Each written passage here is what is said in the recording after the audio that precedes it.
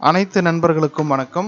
புதிதாக நியமனம் செய்ய இருக்கக்கூடிய இடைநிலை ஆசிரியர்கள் மாவட்டம் வாரியாக தேர்வர்களுடைய எண்ணிக்கை இந்த வீடியோவில் பார்த்துடலாம். ஸோ நமக்கு இப்போது எஸ்ஜிடி தேர்வு நடந்தது, ஓகேங்களா? அதில் இப்போது 14லிருந்து 18ஆம் தேதி வரை இந்த கவுன்சிலிங் அப்படிங்கிறது நடக்க இருக்குது. அதை தொடர்ந்து நியமன ஆணை வழங்க இருக்காங்க, ஓகேங்களா? ஸோ அது விழா நடக்க ஏற்பாடு செய்யப்பட்டிருக்கு. அது சம்மந்தமாக ஒரு வீடியோவும் போட்டிருக்கேன், ஓகேங்களா? ஸோ நேரு உள் விளையாட்டு அரங்கில் 23ஆம் தேதி நடக்க திட்டமிட்டிருக்காங்க அரசாங்கம். இப்போ டிஸ்ட்ரிக் வைஸ் எவ்வளோ பேர் செலக்ட் ஆகிருக்காங்க அப்படிங்கிறத கொடுத்துருக்காங்க. ஸோ டோட்டலாக பார்த்தோம்னா 2342 பேர். அதில் உங்கள் டிஸ்ட்ரிக்டில் எவ்வளோ பேர் அப்படிங்கிறத நீங்கள் செக் பண்ணி பார்த்துக்கோங்க. இதுக்கான லிங்க் நான் உங்களுக்கு டிஸ்கிரிப்ஷனில் கொடுத்துருக்கேன்.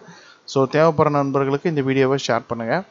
அரியலூரில் 22, செங்கல்பட்டில் 37 பேர், அந்த மாதிரி டிஸ்ட்ரிக் வைஸ் கொடுத்துருக்காங்க. இதில் அதிகபட்சமாக பார்க்கும்போது நமக்கு தருமபுரியில் 113 பேர் செலக்ட் ஆகிருக்காங்க. அதே மாதிரி மதுரையிலையும் பார்த்திங்கன்னா 122 பேர் செலக்ட் ஆகிருக்காங்க. ஈரோடில் 107 பேர், ஓகேங்களா?